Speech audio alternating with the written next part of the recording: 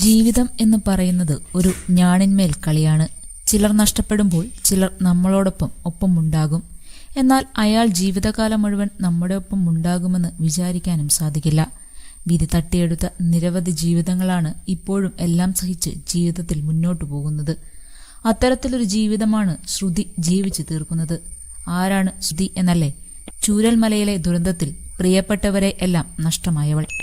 പിന്നീട് കല്യാണം കഴിക്കാൻ തീരുമാനിച്ചിരുന്ന പയ്യനെ അപകടത്തിൽ നഷ്ടമായവൾ. എല്ലാം വിധിയെന്ന് വിചാരിച്ച് ഇപ്പോഴും പോരാടുകയാണ് ശ്രുതി. മറക്കാൻ ആഗ്രഹിക്കുന്ന കാര്യങ്ങളാണ് ശ്രുതിയുടെ ജീവിതത്തിൽ സംഭവിച്ചിരിക്കുന്നത്. എന്നാൽ നമ്മൾ എത്രയൊക്കെ മറക്കാൻ ആഗ്രഹിച്ചാലും ആ സംഭവം മാത്രം മറക്കാൻ കഴിയില്ല എന്നതാണ് സത്യം. ആ സംഭവത്തിന് ശേഷം പിന്നീട് ഒരിക്കലും ശ്രുതി ചൂരൽമലയിലേക്ക് പോയിട്ടില്ല. കുടുംബസ്വത്തായി കിട്ടിയ സ്ഥലത്തായിരുന്നു ശ്രുതിയുടെ വീട്. ആ വീട് പൂർത്തിയാക്കാനെടുത്തത് 8 വർഷമാണ്. ഇപ്പോൾ ആ വീടിരിക്കുന്നിടത്ത് ഒരു വലിയ പാറയാണ് ഇരിക്കുന്നത്. 2018 പ്രളയത്തിൽ അച്ഛന്റെ ഏക വരുമാനമായിരുന്ന തയ്യൽക്കട ഒലിച്ചുപോയിരുന്നു. എന്നാൽ തയ്യൽ മെഷീനും കെട്ടിവെച്ചിരുന്ന തുണികളും കിട്ടി. പിന്നീട് വീട്ടിലിരുന്നാണ് അദ്ദേഹം തയ്ച്ചുകൊണ്ടിരുന്നത്. അമ്മ പഞ്ചായത്ത് മെമ്പറുമായിരുന്നു. കഷ്ടപ്പാടുണ്ടായിരുന്നെങ്കിലും വലിയ സന്തോഷത്തോടെയാണ് ശ്രുതിയും കുടുംബവും ജീവിച്ചിരുന്നത്. കഴിഞ്ഞ വർഷം ജൂൺ 2 വീട് പണി പൂർത്തിയാക്കിയത്. അന്ന് തന്നെയായിരുന്നു താൻ 10 വർഷമായി പ്രണയിച്ചിരുന്ന ജെൻസനുമായിട്ടുള്ള വിവാഹ നിശ്ചയവും കഴിഞ്ഞത്. ഹിന്ദു മതസ്ഥയായിരുന്നു ശ്രുതി, ക്രിസ്ത്യനായിരുന്നു ജെൻസൺ. 10 വർഷമാണ് രണ്ടുപേരും പ്രണയിച്ചത്. വിവാഹത്തിന് സമ്മതം മൂളാൻ വീട്ടുകാർ കാത്തിരുന്നു.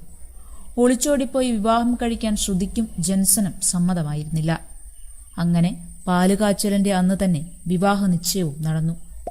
എല്ലാം നഷ്ടപ്പെടാൻ പോകുന്ന ഒരുവൾ കുറച്ചുനാൾ സന്തോഷിച്ചോട്ടെ എന്ന് വിധി കരുതിയിട്ടുണ്ടാകും. വിവാഹത്തിന് 8 നാൾ മുൻപേ ശ്രുതിയെ തനിച്ചാക്കി ജെൻസനും പോയി. ഒരു രാത്രി പെയ്ത മഴയിൽ തനിക്ക് ഉറ്റവരെ നഷ്ടമായി. പകൽ പെയ്ത മഴയിൽ തന്റെ എല്ലാമായിരുന്ന ജെൻസനെയും. കോഴിക്കോട് മിംസ് ആശുപത്രിയിലായിരുന്നു ശ്രുതിക്ക് ആദ്യം ജോലി. ഈ സംഭവം നടക്കുന്ന ദിവസം ശ്രുതിയും വീട്ടിലേക്ക് വരാനിരിക്കുകയായിരുന്നു. എന്നാൽ ശക്തമായ മഴ കാരണമാണ് ശ്രുതി അന്ന് വീട്ടിലേക്ക് എത്താതിരുന്നത്. രാവിലെ വിളിക്കാമെന്ന് പറഞ്ഞാണ് അവസാനമായി അമ്മയോട് സംസാരിച്ച് ഫോൺ വെച്ചത്. പക്ഷേ പിന്നീട് അറിയുന്നത് ഈ ദുരന്ത വാർത്തയാണ്. ദുരന്തത്തിനു ശേഷം ആദ്യം കിട്ടിയത് അനീതയുടെ ശരീരമാണ്.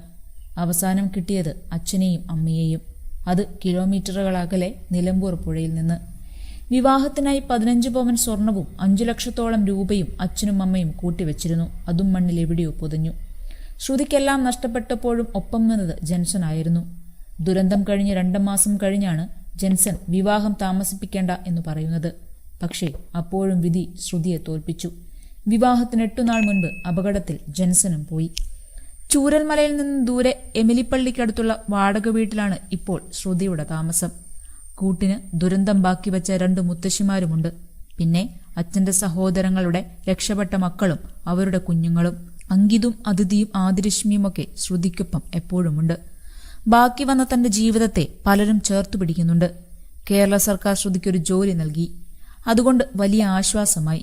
ഒരുപാട് പേരുകളുണ്ട് പറയാൻ മനസ്സിൽ. എല്ലാം ഇവിടെ പറയുന്നില്ല. ചിലരുടെ സ്നേഹമാണ് ഇപ്പോഴും ശ്രുതിയെ ജീവിക്കാൻ പ്രേരിപ്പിക്കുന്നത്. ഡെന്നീഷ് ഡേവിഡ്, ഇനോക് ജോസഫ് ആന്റണി എന്നിവർ ചേർന്ന് ശ്രുതിക്കൊരു വീട് വയ്ക്കുന്നുണ്ട്. വീടിന്റെ പണി കഴിഞ്ഞാൽ അങ്ങോട്ട് മാറാനിരിക്കുകയാണ് ശ്രുതി.